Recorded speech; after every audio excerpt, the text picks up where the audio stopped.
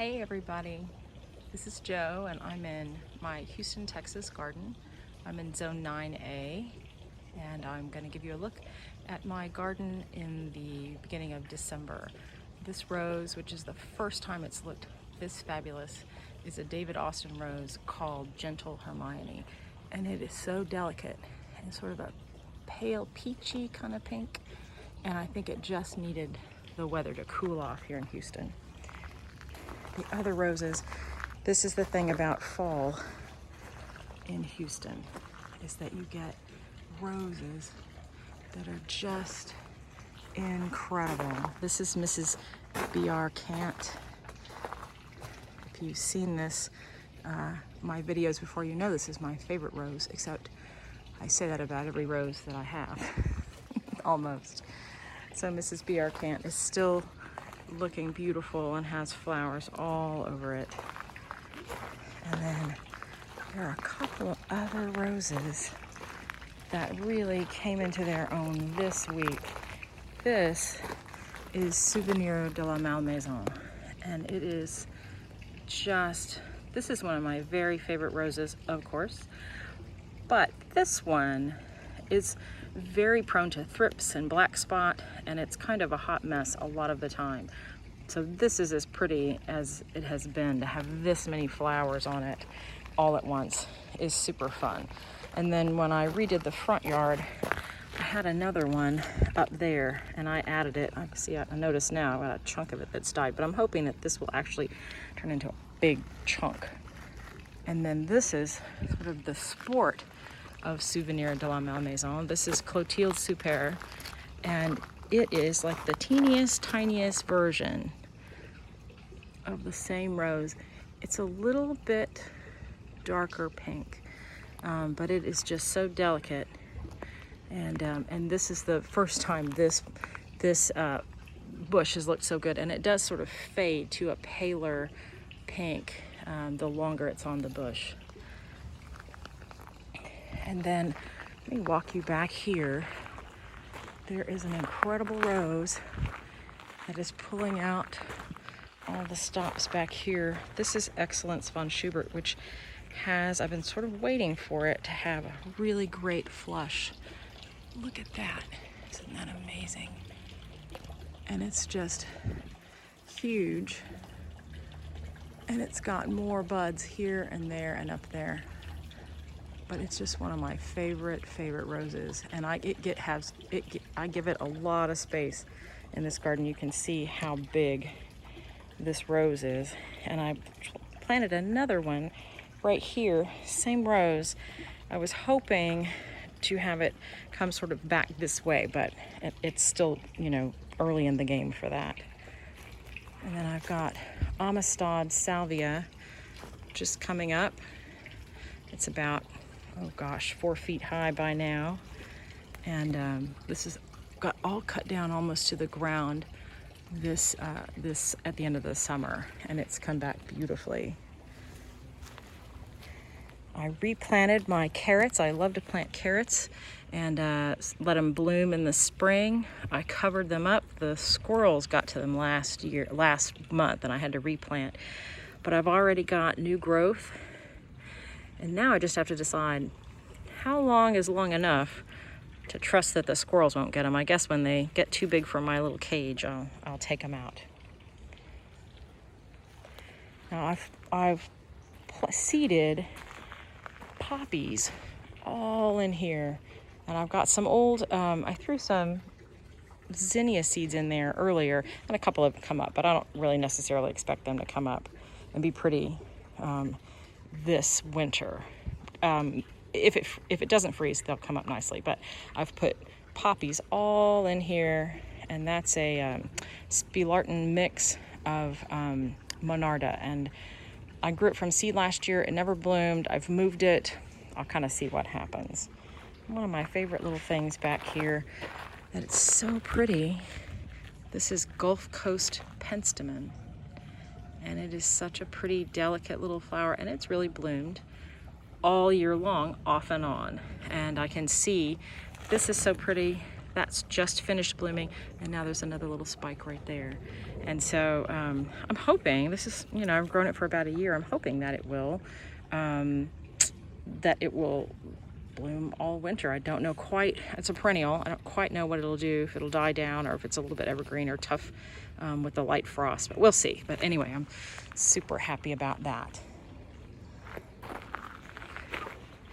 And then I have a lot of things that are just sort of plugging along back in here. Really the thing that's blooming is this Euphorbia diamond frost that I just sort of sprinkled in with walking iris and some fern. Of course, now we've got somebody using a power tool on the other side of the fence. And then the oak leaf hydrangea leaves are starting to turn a really beautiful color. I'll kind of give you a look from the back. I've got a lot of things that are doing nicely in pots. I'm excited about this. This is a native Texas. It's called bird pepper tepin, or gosh, there's another word for it. Anyway, these are super hot little peppers, and you can cook with them. And the birds really like them. So that I really got for birds in the winter. And then these amazing geraniums have just come back full force. So pretty. And these are the ones I really was good about. Sorry about the sound there. I was really good about fertilizing these, and then and turning the pots so that they would be pretty all the way around. And I'm really pleased with those. And then I pulled out some things and put in some winter color. In Houston, you can really grow. I've never grown stock before, but I think it'll be okay in a light frost. I know the pansies will be fine in a light frost. And of course, no one's used that power tool all day long, and now I just turned this video on and here he is cutting something. Sorry about that. This is a wonderful begonia that looks so fantastic from afar. If you look really close up, you can see that the leaves are kind of ratty, but the flowers are amazing. And here I've put some more color in just to sort of spruce things up a little bit. I picked up a lot of different sort of random pansies. There's so many pretty little pansies out there that I added a bunch of pansies. And I've added, a couple weeks ago I added this scabiosa, and it was just the prettiest thing last winter and early spring. And so I'm really glad it's really puffed up and has got a lot of buds on it. I think it's going to be really pretty all winter long, hopefully. Here I planted something called Amy, which is in the carrot family, and my old friend Monty Don plants it. If you watch Gardener's World, you know who I'm talking about. And I threw some fennel seeds out here. I wonder if that's fennel. Anyway, lots of little things coming up. That's Amy for sure. Maybe that's the Amy and this is a fennel. I planted some more Amy today that I had in a little pot. And then these are delphiniums. And now is the time in Houston. They're in the nurseries, and if you plant them now, they will be fine through the winter and come up in the spring. And mine bloomed until almost the summer, and then as soon as it gets really hot, then that's it. They turn it in. I've got this wonderful salvia big blue just come up really nicely. It kind of looks bare in here. Everything's really short, and I did trim back the Peter's purple monarda. It was looking really sad, and it was encroaching on things, and so I went ahead and cut it back. I hope that wasn't a mistake. But monarda is a native plant in Texas, and so hopefully it will make it through just fine. Here's the other thing here in Houston that we plant in the fall and it will bloom in the spring is the wonderful foxgloves. So I've got a big patch of foxgloves, and then I've thrown poppy seeds all back in here. And I lost my head with buying poppy seeds this year, and perhaps bought more than I should have. And before we go, I've got this one little, I had these crazy cleums last year that got to be, I don't know, 6 feet tall, and they were fantastic. And here's one of the self-seeders that's looking really great, and I'm leaving it where it is. And I'm excited to see. I hope it's not too big for right at the front of the bed. It really got huge they got huge last year. So we'll see what happens on that one. And I've got this wonderful, I think this is a balloon milkweed that my original plant died, and this self-seeded. It just came up this fall, and I guessed it was a milkweed, but look how pretty. Isn't that beautiful? It's just wonderful. It's non-native, and normally I would chop it back, but I haven't seen a monarch. This is a brand new, it shouldn't have any parasites for the monarch butterflies on it, because not a single monarch has really gone through here. And since it came up, and it hasn't been there in the spring when they were coming through, it wasn't there. It just popped up a couple months ago. This stalwart, nearly wild rose. I cut it back pretty hard 6 or 8 weeks ago, and it really has bounced back and has been blooming ever since. And I put some more, oh gosh, what are those called? Delphiniums. I'm losing my mind. Little delphiniums back in there, and I've got some daylilies that'll come up tall and pale yellow in the spring.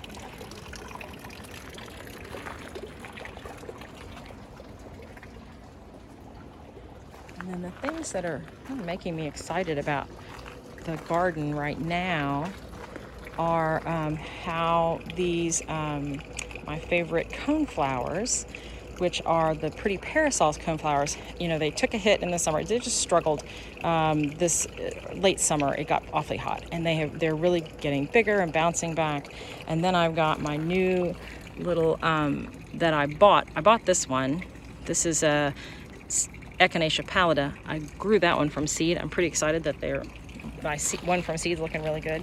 And then I thought this was going to be an Echinacea pallida as well. These are seeds that came up, and then there's another one over here somewhere. But they sure have wide leaves, and the other ones have narrow leaves. And so I'm not sure. Maybe these are from this. I don't know. But those are definitely Echinacea. And so now I'm just watching the things that have self-seeded. There's another cleome. Here's another cleome. I put in a couple of zinnias, but that's just me wishful thinking. And I've got a couple of little grown from seed. That's another Echinacea pallida. But look how wonderful that is. Isn't that pretty? I just love these. And so these plants are just really bushing out and looking fantastic this fall. I've got more carrots down here. And I have this one sad, oh, I just painted that black. I just found more black spray paint. I'm not picking that up. That is a agastache called Tutti Frutti that was spectacular last year. And so I've got a little more of it. I'm trying to keep it alive. But one of the things that's looking really good back here are these. This is a pink salvia. And I trimmed it back so it would, I pinched it. So I pinched it here so that instead of one flower, I would get 2 flowers. And I pinched it back. You see, I missed a couple, but the tall ones there. But that, hopefully, this winter, I'm not really sure, depending on how cold it gets, hopefully, that I might even get some flowers out of that. If it doesn't freeze, it'll be great. If it freezes, it should survive just fine, but I'm hoping to get a few flowers out. And look, here's excellent sponge sugarty, and look at that. That is huge. Oh, it's so beautiful. So beautiful. And then I've got these Gomphrena, which they haven't smelled too bad. Hello, Rachel from Gulf Coast Butterflies, Butterfly Gardening. She has a YouTube channel, and she pulled hers out because they smelled so bad. They smell bad, but I don't smell them unless I might put my nose on them, so I leave mine.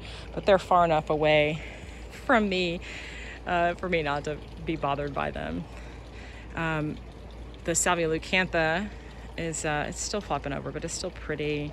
And gosh, look at this big thing. That's full of buds right there.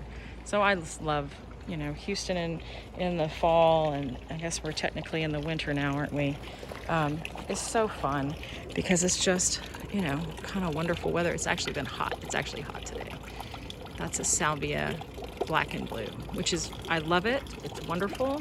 It's indestructible, but boy, it is invasive, and I'm constantly pulling it out of this garden.